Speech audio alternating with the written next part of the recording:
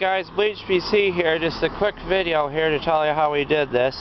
Only got 2 minutes left on my camera because I never erase my videos, guys. But we got the pin out, my friend helped me.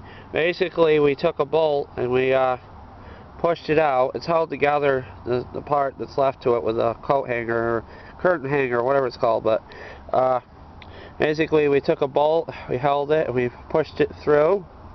And then when it was near the end, we took a pair of vice grips and gripped it onto there, and we just hammered on the vice grips to get it out. I don't know, maybe you guys know some other ways to do stuff, but that's the way we did it. So this starter's still good. It was from my 89 engine that I blew. Hope you can hear me with the traffic, guys. Such a nice day out. The last ones we're going to have before snow hits, so I figure I film out here.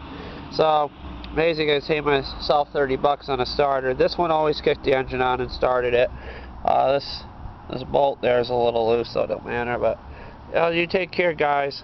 I'll let you go. I'm gonna go and eat a bunch of food. We still got some turkey left, kind of early, and some squash. I'm gonna eat so much, guys. I'm a fat pig and I love to eat. You take care, guys. Bye.